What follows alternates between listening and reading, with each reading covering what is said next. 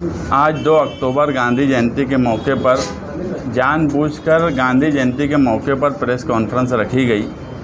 उसकी वजह यह है कि हम गांधी के नज़रिए को ही लेकर चलते हैं और आज मुल्क के जो हालात हैं, अगर आज़ादी से पहले गांधी की ज़रूरत थी तो उसके बाद अगर गांधी की ज़रूरत है तो आज के मुल्क के हालात को देखते हुए लगता है कि गांधी के नज़रिए की ज़रूरत है। क्योंकि सरकार में जो लोग बैठे हैं वो गोडसे के नज़रिए के लोग हैं और गांधी उनकी मजबूरी है कि वक्तन फ़वक्तन वो गांधी के मुजस्समे पर और गांधी जयंती पर गांधी को फूल हार करते हैं, जबकि उनका नज़रिया गोडसे से मिलता जुलता है। ऐसे वक्त में मुल्क में सभी पार्टियां को दबाकर, उनको लालच देकर अपने साथ शामिल करने की कोशिश की जा रही है। ऐसे वक्त में हमारे सामने गांधी का नज़रिया और निहाल साहब का नज़रिया, जो गांधी के नज़रिए के साथ चलता रहा, वो अहम है। जनता दल पार्टी हमारे लिए सिर्फ़ एक पार्टी नहीं थी, वो हमारे लिए एक परिवार था। यहाँ बैठे हुए पार्टी के जिम्मेदार, पार्टी के वर्कर, यहाँ तक कि मीडिया, जनता पार्टी से शुरू होकर जन सोशलिस्ट पार्टी से शुरू होकर जनता दल सेकुलर तक का सफ़र, ये मालेगांव शहर की सियासत का 70 साल का सफ़र है।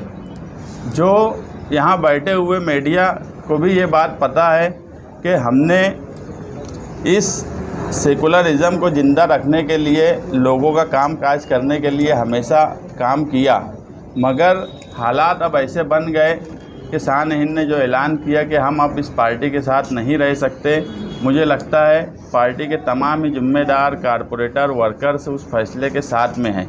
हम जल्द ही 1-2 रोज़ में देवी गौड़ा को हमारा फ़ैसला दे देंगे। हमने 2023 में मेरा शहर मेरा दबदबा के नाम से मालेगांव शहर में 12,000 मेंबर साजी जनता दल के नाम से की थी।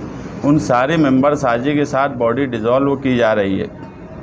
चारे वाली, मैं तो जब से सियासत में आया, मेरे लिए तो चारे वाली बाई ही सिंबल रहा और इसी के साथ हम सियासत में हमेशा काम काज करते रहे। हमारे लिए सबसे कठिन फ़ैसला पार्टी छोड़ने का है, किस तरफ जाना है, ये हमारे लिए 2 नंबर की बात है।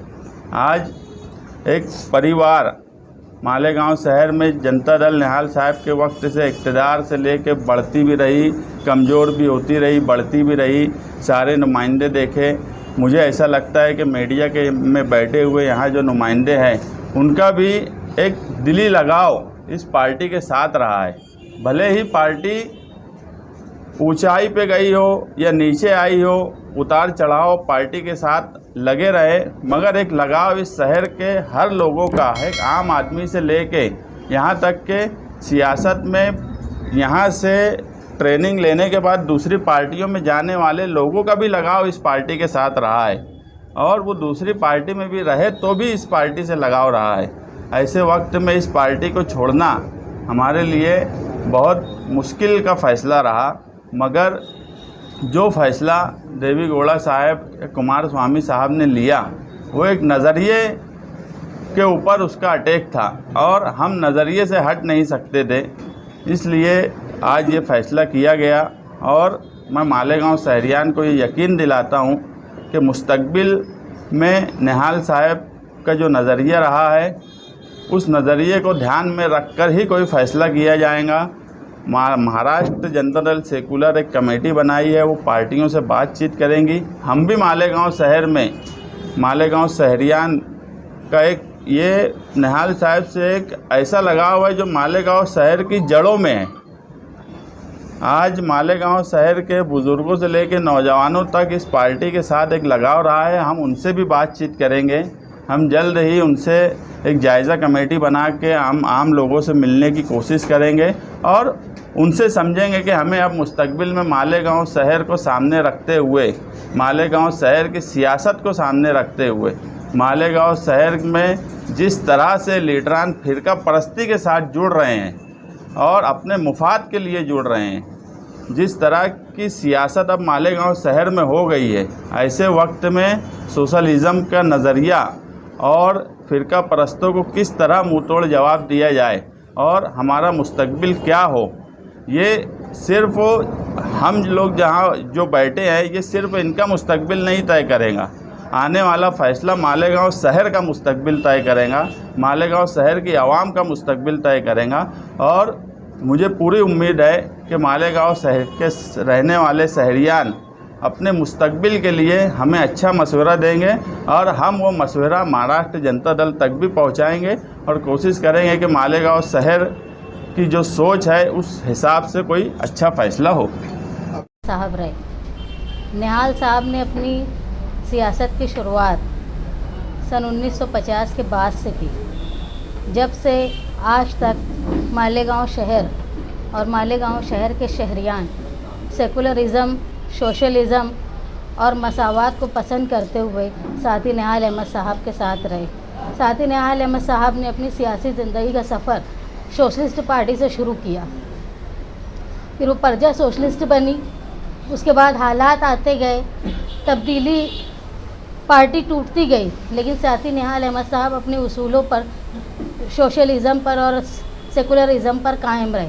मालेगांव शहर ने एक बड़ी बात ये थी कि बड़ी आबादी मुसलमानों की होने के बावजूद भी किसी फ़िरका परस्त और जानिबदारी वाली पार्टी को पसंद नहीं किया, हमेशा से सोशलिज़म को बरकरार रखा। निहाल साहब की सियासत का हमेशा से तरीका ये रहा है कि उन्होंने दोनों फ़िरके के तवाज़ुन को बरकरार रखा और इसी का नतीजा था कि हमेशा से सोशलिस्ट या जनता पार्टी की शहर के आउटर के हिस्से में संगमेश्वर कैंप में दूसरी तमाम पार्टियों से ज़्यादा सीटें जनता दल की आती थी और एक तवाज़ुन बरकरार रखने के लिए हमेशा से उस तबके के लोगों को भी कारपोरेशन में अव्वलियत दी जाती थी। मालेगांव शहर ने हमेशा साथी निहाल अहमद साहब का साथ दिया। निहाल साहब प्रेसिडेंट बने, उसके बाद जब उनके सियासी लीडर दूसरी पार्टी में चले गए तो बाहालत मजबूरी साथी निहाल अहमद साहब को अपनी पार्टी के उम्मीदवारी और अपने उसूलों को बचाने के लिए उम्मीदवारी करनी पड़ी। पार्टी में नज़रियात की बुनियाद पर मुसलसल ऊंच नीच आई, लेकिन साथी निहाल अहमद साहब अपने उसूल पर हमेशा कायम रहे। साथी निहाल अहमद साहब, एक वक्त ऐसा आया कि जनता पार्टी का हिंदुस्तान में राज रहा, लेकिन जब उसके भी टुकड़े हुए और जनता दल बनी, तब भी साथी निहाल अहमद साहब ने जिस वक्त हिंदुस्तान में कांग्रेस की तूती बोलती थी, जब इंदिरा गांधी ने मुसलसल निहाल अहमद साहब को ऑफ़र दिया, यहाँ तक कि आप देखेंगे बाला साहेब ठाकरे और शरद पवार की किताब में भी निहाल साहब का जिक्र है। शरद पवार साहब की किताब में ये जिक्र है कि अगर निहाल अहमद मराठा होते तो सबसे ज़्यादा बार महाराष्ट्र के मुख्यमंत्री रहे होते। ऐसा आदमी जिसने इक़्तिदार के लिए कभी अपने उसूलों के साथ समझौता नहीं किया। मैं फ़ख्र महसूस करती हूँ कि मेरे लीडर, मेरे बाप एक ऐसे थे जिन्होंने हमेशा अपने उसूलों को अव्वलियत दी, कभी किसी ओहदे को अहमियत नहीं दी। मुसलसल पार्टी के टुकड़े होने के बावजूद भी वो किसी भी लालच में आने के बजाय अपने उसूलों पर कायम रहे। हिंदुस्तान के दुनिया के अगर किसी भी हिस्से में नस्ल इंसानियत पर और सेकुलरिज़म पर ज़र्ब आता था तो सबसे पहले आवाज़ मालेगांव शहर में उठा करती, चाहे वो अमेरिका की अफ़गानिस्तान पर बम्बार्डिंग हो या भागलपुर का वाक़या हो, चाहे हिंदुस्तान के किसी भी हिस्से में, दुनिया के किसी भी हिस्से में, फ़लस्तीन में भी अगर किसी पर जुल्म हुआ तो सबसे पहले आवाज़ उठी तो वो मालेगांव था। यहाँ तक कि मालेगांव का ये शेवा हो गया कि पूरे हिंदुस्तान की नज़र मालेगांव पे रहा करती थी, या समझ लो कि साथी निहाल अहमद साहब के अमल पे रहा करती थी। लोग ये देखते थे कि मालेगांव किस तरह की तहरीक चला रहा है। मालेगांव की तहरीक को देख के हिंदुस्तान अपनी तहरीक का रुख तय करता था। ऐसे शहर के ऐसे लीडर जिन्होंने कभी अपने उसूलों के साथ समझौता नहीं। सन 1992 में जब बाबरी मस्जिद को शहीद करने की नापाक कोशिश का प्लान बना तो 19 जुलाई 1992 को, मतलब 6 दिसंबर 1992 से पहले ही एक वाहिद शहर हिंदुस्तान का था मालेगांव, जहां पर इस बात के लिए जुलूस निकाला गया कि बाबरी मस्जिद ख़तरे में है, उसको बचाया जाए। ऐसी दूर अंदेशी शायद ही हिंदुस्तान के किसी और लीडर में होंगी। साथी निहाल अहमद ने 6 दिसंबर 1992 के बाद अपने बाजू पर काली पट्टी लगाई और उनकी ये वसीयत थी कि वो ये बोलते थे कि ये काली पट्टी मेरे साथ मेरे कफन पर भी जाए, कफन के साथ जाएगी। 1992 के बाद निहाल अहमद साहब ये मानते थे कि 6 दिसंबर 1992 ये सेकुलरिज़म का खून हुआ है और इस सेकुलरिज़म के खून को वो हिंदुस्तान की तारीख का एक सियाह दिन है जिसको हम कभी नहीं भुला सकते। इसीलिए जब निहाल साहब की वफ़ात हुई, उनका इंतकाल हुआ, तो वो काली पट्टी साथी निहाल अहमद साहब के साथ उनकी कब्र में कफन के साथ थे। मैं फ़ख्र महसूस करती हूँ, एक ऐसे लीडर की बेटी हूँ जिन्होंने वक्त के साथ या फ़ायदे के साथ अपनी सियासत को बदला नहीं। हम लोगों में ये ताकत दी कि निहाल साहब के इंतकाल के बाद साथी बुलंद इकबाल ने अपनी जनता दल सेकुलर का काम संभाला। हम लोग समझ नहीं पाते थे कि सियासी तौर पे क्या करना है, लेकिन मालेगांव शहर की आवाम और निहाल अहमद के जियाले निहाली वर्कर जो हमारे लिए ख़ानदान और रिश्तेदारों से बढ़कर सहारा दिया करते थे। जब साथी बुलंद इकबाल का इंतकाल हुआ, उस वक्त भी जब शहर ये सोचता था कि भाई अब जनता दल सेकुलर या निहाल अहमद की सियासत ख़त्म हो गई है, उस वक्त भी जनता दल के वर्करों ने, निहाल साहब के साथियों ने हमको सहारा दिया और हमने अपनी पार्टी को निहाल साहब के उसूलों से चलाने की कोशिश की। और इसका ये नतीजा है कि आज शहर के हर हिस्से में निहाल साहब के मानने वाले लोग हैं, निहाल साहब को जानने वाले लोग हैं। हमने ज़िंदगी में ये सीखा, मेरे लिए मेरी लीडर साथी निहाल अहमद वो तमाम लीडरों का एक ऐसा मजमुआ थे कि जितना भी वक्त मैंने उनके साथ गुजारा, मैंने उनके अंदर एसएम जोशी को भी देखा, विश्वनाथ प्रताप सिंह को भी देखा, मधु लीमे को भी देखा, साने गुरुजी को भी देखा। उसमें हर सोशलिस्ट, हर समाजवादी लीडर की झलक साथी निहाल अहमद साहब में थी। इसलिए मैं मानती हूँ कि मैंने ऐसे लीडर के साथ काम किया जो हिंदुस्तान के तमाम समाजवादी लीडरों का एक मजमुआ था। मालेगांव शहर की मैं शुक्रगुजार रही हूँ कि इतने बड़े खिला के बाद भी निहाल अहमद साहब का साथ और उनके साथियों का साथ या हमारा साथ मालेगांव शहर के निहाली वर्करों ने नहीं छोड़ा।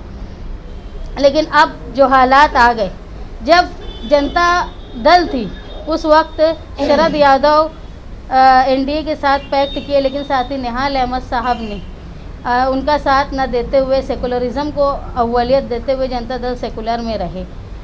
जो आदमी अपनी ज़िंदगी के साथ और ज़िंदगी के बाद भी सेकुलरिज़म का परचम लहराने का काम करता हो, जिसने ये वसीयत की हो कि जब सेकुलरिज़म का खून हुआ हो और वो खून की मजम्मत मेरी ज़िंदगी के साथ साथ मेरी मौत में, मेरे कब्र में, मेरे कफन के साथ काली पट्टी जाएगी, उसके मानने वाले लोग कभी भी सेकुलरिज़म को छोड़ नहीं सकते। हिंदुस्तान का ये वक्त आ गया है कि अब सियासत दो हिस्सों में बढ़ गई, एक कम्युनल और एक सेकुलर। जब हिंदुस्तान दो हिस्सों में बढ़ गया और कम्युनलिज़म बहुत वज़नदार हो गया है, बहुत मजबूत हो गया है, ऐसे वक्त में लोग अपने मुफाद के लिए पार्टियां बदल रहे हैं या डर से पार्टियां बदल रहे हैं। जब जनता दल सेकुलर बनी तो उसका नाम सेकुलर निहाल साहब ने इसलिए रखा कि सेकुलरिज़म उनकी बुनियादी उसूल में से था। लेकिन हिंदुस्तान के प्रेसिडेंट देवी गौड़ा साहब ने उनके ज़ाती मुफाद के लिए या अपने ख़ानदानी वर्षे को चलाने के लिए एनडीए के साथ पैक्ट किया। उस वक्त से ही मालेगांव शहर में मुसलसल ये बात की आवाज़ उठ रही थी कि अब जनता दल सेकुलर के ज़िम्मेदारान क्या करेंगे।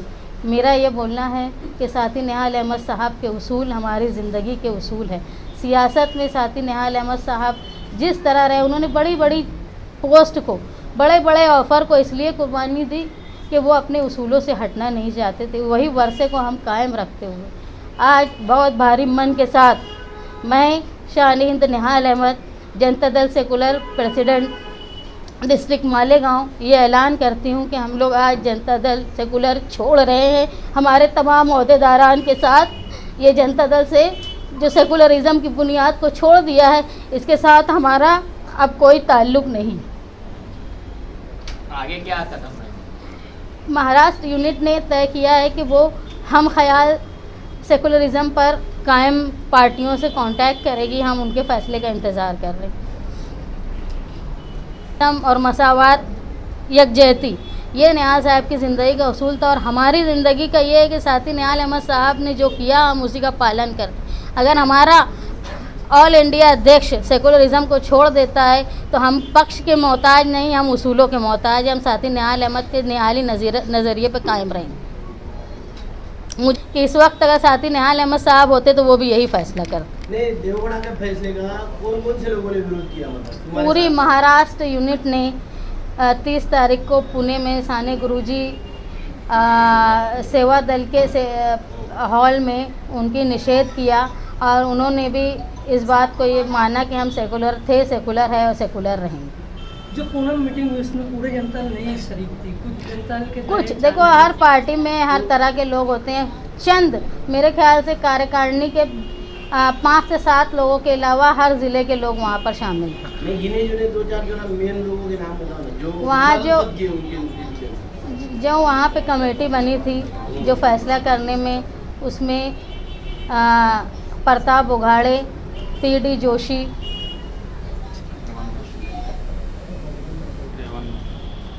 साजदा निहाल अहमद, रेवन भोसले, प्रोफेसर गंगाधर पटनी।